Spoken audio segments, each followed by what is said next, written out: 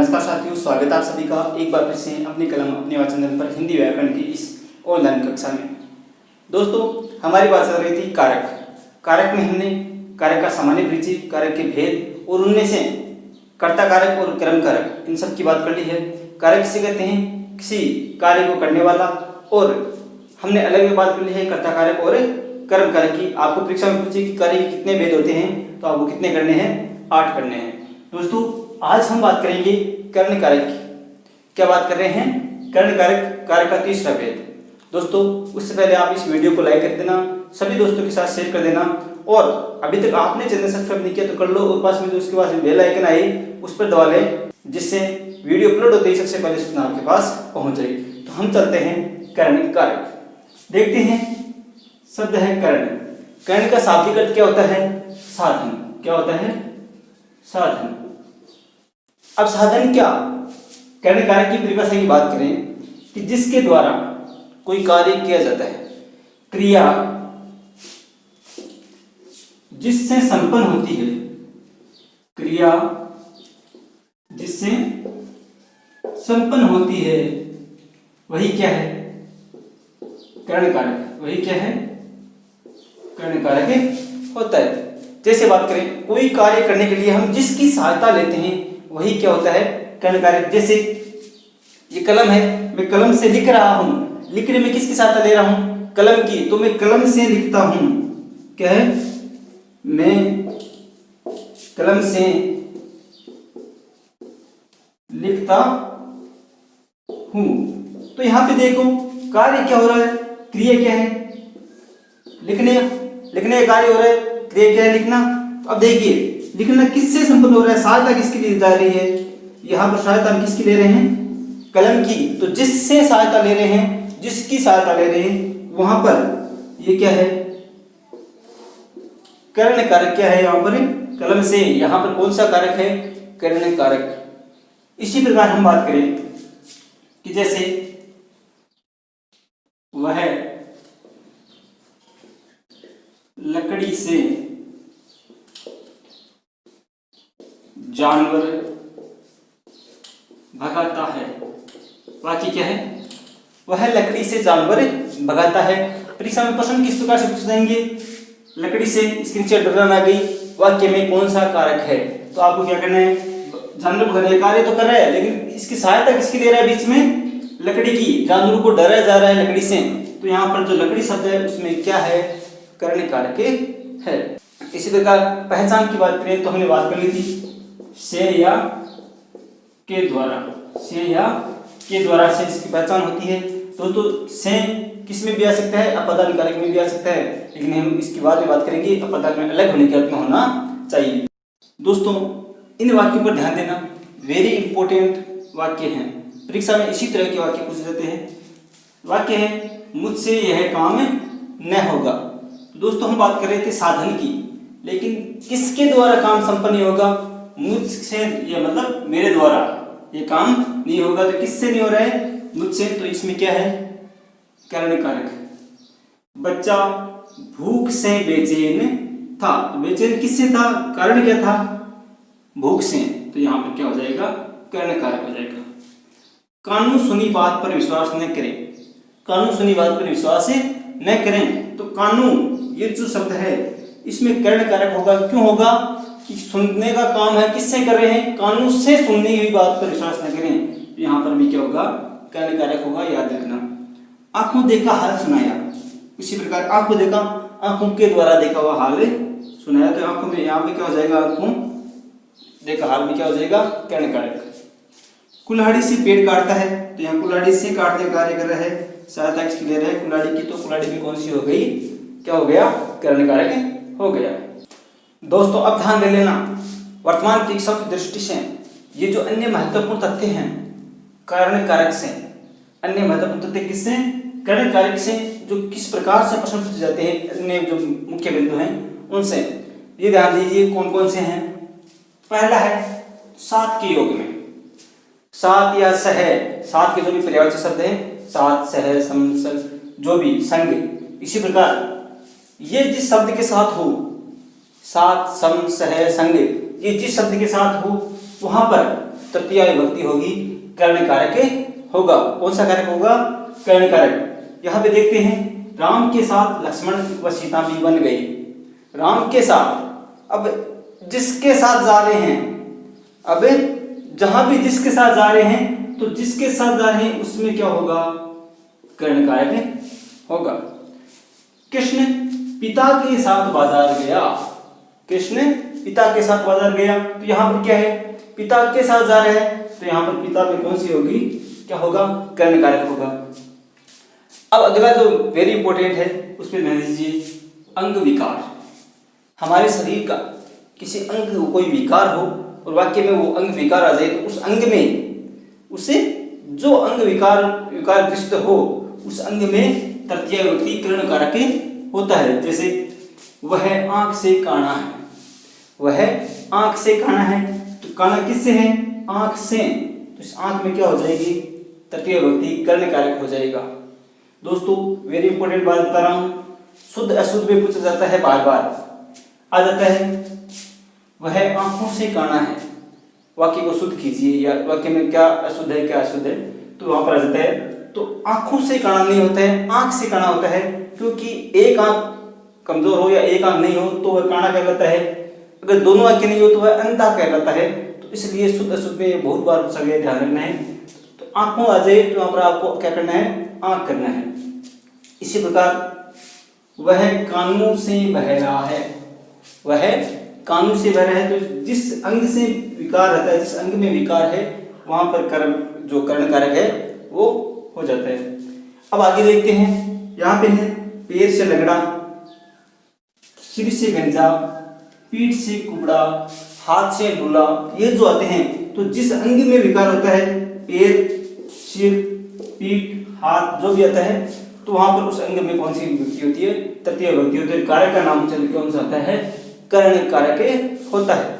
आगे देखिए लक्षण विशेषता। यहाँ पर लक्षण विशेषता का मतलब क्या है देखना ध्यान लगाकर। यहाँ पर लक्षण और विशेषता का अर्थ यही है कि वाक्य में किसी विशेषता से हमें पता चलता हो किसी बात का कि इसकी जटाओं से कैसा लग रहा है? साधु लग रहा है। जैसे यहाँ पे देखते हैं, बात करते हैं, जटाओं या कुंडलों से, जटाओं या कुंडलों से तपस्वी लग रहा है। तो यहाँ पे देखिए जिससे लग रहा है, जिससे लग रहा है, जटाओं से लग रहा है, कुंडलों से लग रहा है, तो वहां पर क्या हो जाएगा? वहां पर कर्ण कारक हो जाएगा। वेशभूषा से राजस्थानी लग रहा है, आपकी वेशभूषा से आप राजस्थानी लग रहे हो, राजस्थान के रहने वाले लग रहे हो, तो यहाँ पे क्या होगा? वेशभूषा से लग रहा है, तो उस वेशभूषा में कौन सा कारक हो जाएगा? कर्ण कारक हो जाएगा। अब हम बात करते हैं संप्रदान कारक। कारक का चौथा भेद संप्रदान कारक। इसमें हमने बात की थी, इसके जो विभक्ति चिन्ह है वो क्या क्या है? एक तो होता है को, इसमें भी होता है को, होता है के लिए, के हेतु, के वास्ते, ये जो है ये इसके क्या है? विभक्ति चिन्ह है। अब इनके बात करते हैं संप्रदान कारक क्या होता है कि दोस्तों क्रिया या कोई कार्य जिसके लिए किया जाता है, क्रिया या कोई कार्य जिसके लिए किया जाता है, जिसके लिए संपन्न किया जाता है, वहां पर होता है संप्रदान कारक। या जिसे कुछ दिया जाता है, या जिसे कुछ दिया जाता है, जिसके लिए दिया जाता है, वही क्या होता है? वहां क्या संप्रदान कारक होता है। जैसे बात करें, बच्चा दूध के लिए रो रहा है, बच्चा दूध के लिए रो रहा है, तो यहाँ पर रोने की क्रिया हो रही है, लेकिन रोने की क्रिया किसके लिए हो रही है? कि उसको दूध मिल जाए। तो यहाँ पर जिसके लिए हो रही है, वहां पर इस दूध में क्या हो जाएगा? संप्रदान कारक हो जाएगा। वह पढ़ने के लिए विद्यालय जाता है, वह पढ़ने के लिए विद्यालय जाता है। यहाँ पे देखिए विद्यालय जा रहा है, कार्य कर रहा है, तो यहाँ पर विद्यालय किस लिए जा रहा है? पढ़ने के लिए जा रहा है, तो यहाँ पर पढ़ने में जो है संप्रदान कारक हो जाएगा। इसी प्रकार राजा ने भिखारी को वस्त्र दिए, राजा ने भिखारी को वस्त्र दिए। अब यहाँ पे देखियो जो विभक्ति चिन्ह आ रहा है वो क्या है, को। फिर भी यहाँ पर जहां पर भी देने का कार्य जहां हो रहा है, वेरी इंपॉर्टेंट, महत्वपूर्ण, अन्य महत्वपूर्ण बिंदु मान लीजिए या महत्वपूर्ण बिंदु मान लीजिए, जहां पर भी देने का कार्य हो रहा है वहां पर जिसके लिए दिया जाता है, वहां पर किसको दे रहा है, भिखारी को या भिखारी के लिए दिया, तो वहां पर जिसके लिए दिया जाता है वहां पर क्या होगा, हमेशा संप्रदान कारक होगा। यहाँ पर दोस्तों इसका नाम भी याद रखना है, दान, दान का मतलब देना। तो यहाँ पर जिसको भी दिया जा रहा है, जिसके लिए दिया जा रहा है, वहां पर संप्रदान कारक होगा। यहाँ पर देखिए भिखारी को वस्त्र दिए, तो यहाँ पर भिखारी में जो हो जाएगा संप्रदान कारक हो जाएगा। दोस्तों यहाँ पर देखिए हमने उसे मिठाइयाँ दी, हमने बात कर ली है कि जो संप्रदान कार्य के महत्वपूर्ण बिंदु है उन पर ध्यान दे लेना। देना, जहां भी देने के अर्थ में कोई क्रिया होती है, जिसके लिए कुछ दिया जाता है वहां पर क्या होता है, संप्रदान कारक होता है। तो यहाँ पे देखिए हमने उसे मिठाइयाँ दी, तो किसे दी, उसे दी, किसके लिए दिए जा रहे हैं, उसके लिए दी जा रही है मिठाइयाँ, तो उससे जो शब्द है उसमें संप्रदान कारक हो जाएगा। इसी प्रकार राम के हित लक्ष्मण भी बन गए, राम के हित लक्ष्मण भी बन गए, तो लक्ष्मण बन तो गए लेकिन किसके लिए गए, किसकी भलाई के लिए, किसके हित के लिए, किसकी सहायता के लिए गए, राम की सहायता के लिए गए। यहाँ पर राम के हित या राम के लिए संप्रदान। अब देखो एक अलग महत्वपूर्ण बिंदु, नम, नमस्कार, नमस्ते, जो भी शब्द यहाँ पर आता है, जिसको नमस्कार किया जाता है वहां पर या जिसके लिए नमस्कार किया जाता है वहां पर क्या हो जाएगा, संप्रदान कारक हो जाएगा सभी वाक्यों में। जैसे गुरु को नमस्कार, ठीक है, गुरु नमस्कार किसके लिए है, गुरु के लिए नमस्कार या गुरु को नमस्कार, तो गुरु में क्या हो जाएगी, संप्रदान कारक हो जाएगा, चतुर्थी विभक्ति हो जाएगी। बालकों को लड्डू अच्छे लगते हैं, वेरी इंपॉर्टेंट है परीक्षा की दृष्टि से, वेरी इंपॉर्टेंट। जहां पर रुचिकर लगना, प्रिय लगना, पसंद होना, अच्छा लगना, ये जो वाक्य आते हैं, वाक्य में शब्द आते हैं, वहां पर संप्रदान कारक होता है। रुच्यार्थनम प्रिय माने, जहां पर रुचि के अर्थ में संप्रदान कारक होता है। जैसे बालकों को लड्डू अच्छे लगते हैं, अब जिसको अच्छे लगते हैं, जिसको पसंद आता है, जिसके लिए पसंद आता है, वहां पर संप्रदान कारक होता है। तो लड्डू किसको अच्छे लगते हैं, बालकों को, तो यहाँ पर बालकों में कौन से हो जाएगा, संप्रदान कारक हो जाएगा। दोस्तों अब बात करते हैं हम अपादान कारक की। कारक का पांचवा भेद अपादान कारक। दोस्तों अपादान का अर्थ होता है, अपादान कारक कहाँ उपयोग होता है वो देखिए कि जहां से अपादान जो है, मेन बात ये रखनी है कि वह अलगाव का भाव पैदा करता है, अलग होने का भाव पैदा करता है, वहां पर होता है अपादान कारक। संज्ञा के जिस रूप से, संज्ञा या सर्वनाम के जिस रूप से अलग होने का भाव प्रकट होता है वहां पर अपादान कारक होता है। जैसे बिल्ली छत से कूद गई, बिल्ली क्या है, वो छत से कूद गई। यहाँ पे देखिए अलग होने की बात कर रहे हैं हम, तो बिल्ली कूदी है, कहां से कूदी है, छत से कूदी है। अब छत से कूदी है तो बिल्ली छत से अलग हो गई, तो यहाँ पे अलगाव का भाव पैदा हो गया।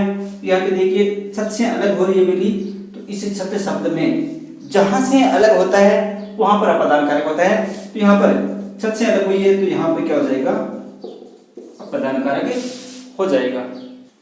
दोस्तों अब ध्यान दे लेना, परीक्षा की दृष्टि से वेरी इंपॉर्टेंट अपादान कारक से जो बार बार पूछे जाते हैं वो उदाहरण, इसी प्रकार के अन्य उदाहरण भी पूछ सकते हैं। आपने ये उदाहरण सही से देख लिए तो कोई भी उदाहरण आराम से आप सही कर सकते हैं। जैसे हम पहले देखते हैं, हमने बात की अपादान क्या है, अलग होने के अर्थ में। यहाँ पर श्याम घोड़े से गिर गया, तो गिर गया इसका मतलब घोड़े से अलग हो गया, नीचे गिरा है तो घोड़े पर नहीं रहा, तो घोड़े से अलग हो रहा है, तो जहां से अलग हो रहा है वहां पर अपादान कारक हो जाएगा। वह घर से बाहर निकला, वह घर से बाहर निकला, तो बाहर निकला है, कहां से निकला है, घर से बाहर निकला, मतलब वो घर से अलग हो रहा है। तो यहाँ पर इस घर में जहां से अलग हो रहा है वहां पर अपादान कारक हो जाएगा। तो घर से अलग हुआ इसलिए क्या हो गया, अपादान कारक, घर में अपादान कारक हो गया। इसी प्रकार वह स्टेशन से आया, अब स्टेशन से आ रहा है, स्टेशन से आ गया है, आया, अब स्टेशन पर वो नहीं रहा, इसका मतलब स्टेशन से अलग हो गया। तो यहाँ पर जो स्टेशन है उसे अलग होने के अर्थ में स्टेशन में कौन सा कारक हो जाएगा, अपादान कारक हो जाएगा। अब देखिए, अब जो वाक्य लिख रहा हूं वेरी इंपॉर्टेंट, ये वो जो वाक्य है वेरी इंपॉर्टेंट की दृष्टि से देखिए। गंगा हिमालय से निकलती है, जहां से भूय पर भवय, जहां से निकलता होता है वहां पर, जिस स्थान से निकलते हैं वहां पर अपादान कारक होता है। तो गंगा कहां से निकल रही है? हिमालय से निकल रही है, हिमालय में अपादान कारक हो जाएगा।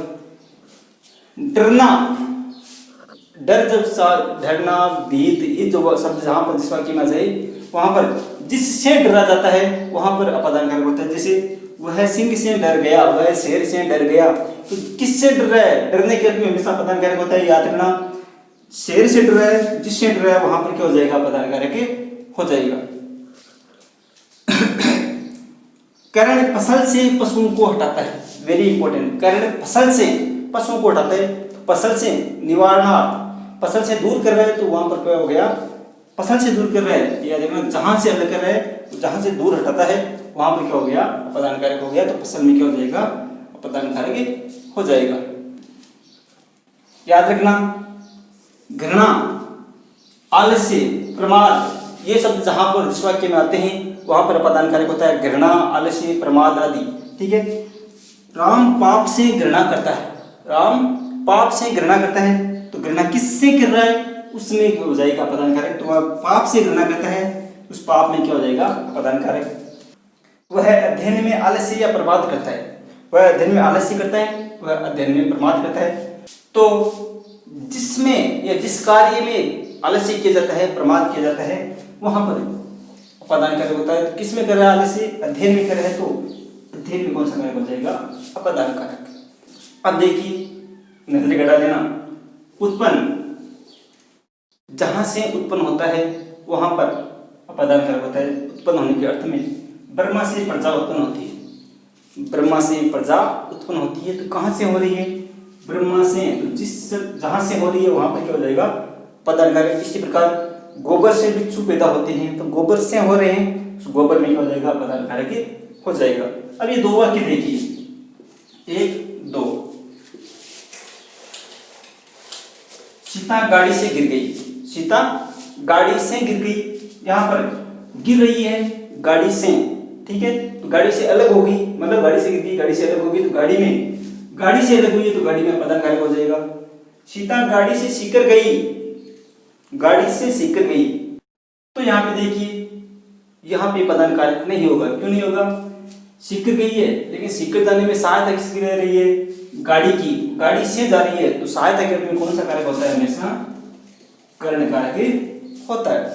तो दोस्तों, आज का हमारा बिंदु था कारक में कर्ण कारक, अपादान कारक और संप्रदान कारक। इसका हमने अच्छे से अध्ययन किया, आशा करता हूँ आपके समझ में आया होगा। अगर वीडियो अच्छा लगे तो लाइक करके शेयर कर देना, कमेंट करके बताना कि कैसा लगा, और कुछ सुझाव हो तो वो भी कमेंट में बता सकते हैं। और चैनल पर आप नए हैं तो चैनल सब्सक्राइब कर लीजिए, पास में जो बेल आइकन है उसे दबा लीजिए, जिससे अगले वीडियो सबसे पहले आपके पास पहुंच जाए। तब तक के लिए जय हिंद, जय भारत।